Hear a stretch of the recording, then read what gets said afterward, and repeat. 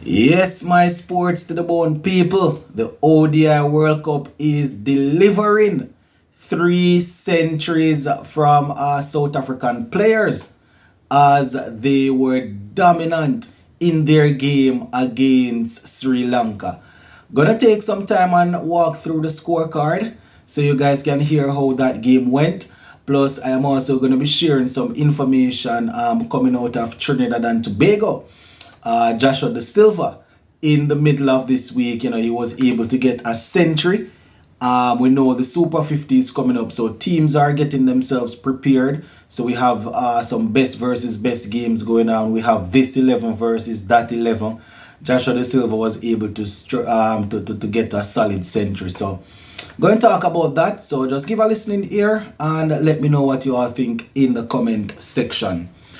All right, let us kick things off with this World Cup game here, this ODI World Cup game. So South Africa, they won the game against Sri Lanka by 102 runs. 102 runs, my people. So South Africa, they scored 428 for 5. Yes, you're hearing me right. 428 for 5. I think that is the highest total to have been scored in the World Cup, in a World Cup World Cup game. So shout out to them. 3 of their guys got centuries. So we're going to walk through that. Quinton de Kock at the top there, he got an even century. 184 deliveries. He had 12 fours and 3 sixes in the knock. Themba Bavuma, he made 8. And after that, my viewers and subscribers, it was total carnage. You understand? Russell van der Dusen, he scored 108 of 110 deliveries. 108 of 110 with 13 fours and 2 60s.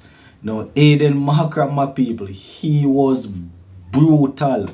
You understand? Man scored 106 of 54 deliveries.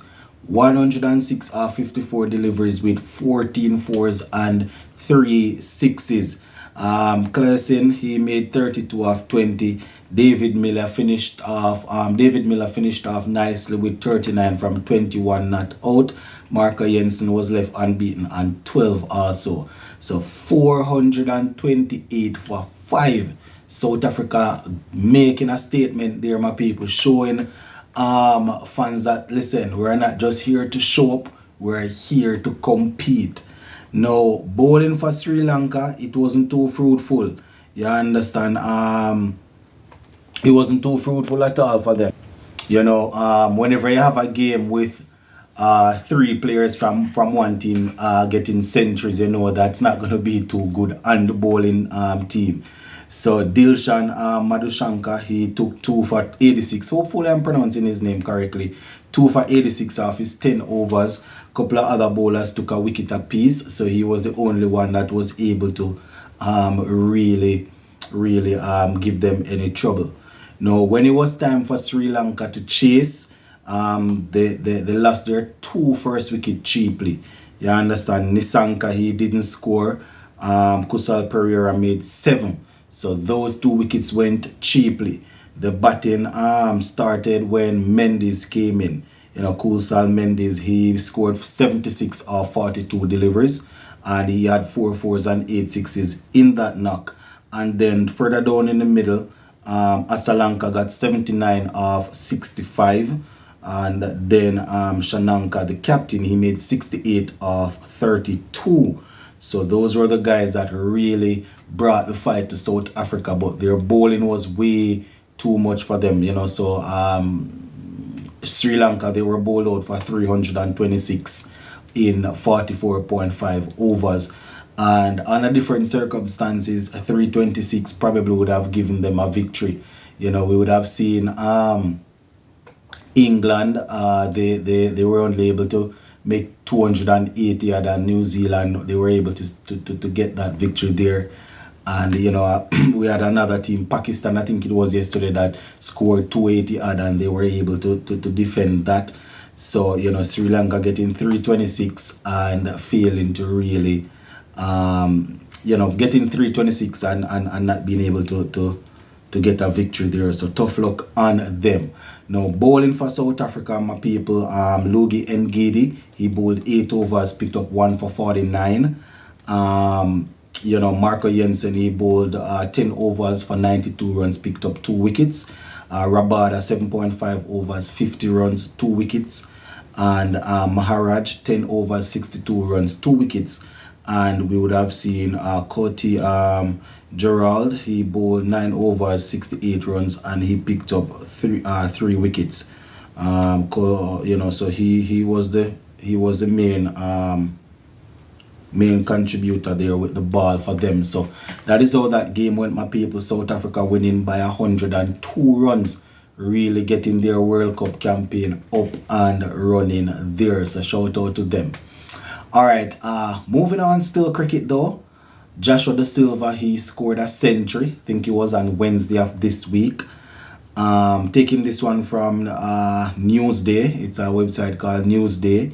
So it says Joshua De Silva hit a brisk century on Wednesday to lead the Khan 11 to a 27 run victory over the Bravo 11 in a Red Force practice match at the National Cricket Centre there.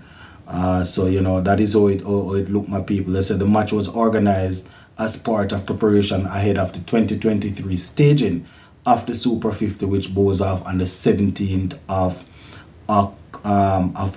October there.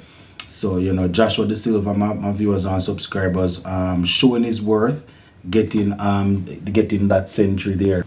101 is what he actually got. So shout out to Joshua De Silva, looking to play an important role in TNT's season this year. So I want to say shout out to it's going to be interesting though. It's going to be interesting to see how this Super 50 goes this year, especially seeing that quite a few people will be trying to get themselves in the good graces of the West Indies people after not being able to help us qualify for the World Cup. People will be battling, people will be fighting to get into the selectors chain of thought. So it's going to be interesting to see how it goes, my people. So we also see Jason Mohammed here getting a half century for his team. Kyrie Pierre picking up a wicket, and those were the guys. Shannon Gabriel, he picked up 1 for 31. Jaden Seals was also involved in that. He picked up 1 for 56. Brian Charles, had 1 for 26 also. So a couple of guys that I am sure will be pushing very hard in the Super 50 there, where Trinidad and Tobago is concerned, to get into the selectors' minds. They were there in that little practice game. So I think other teams are organizing their best versus best. Probably in this coming week we're going to be hearing more on those. So just continue to stay tuned to the channel, and I will definitely keep you all up to date. This was just a quick update, my people. So go and big up on yourself and stay safe.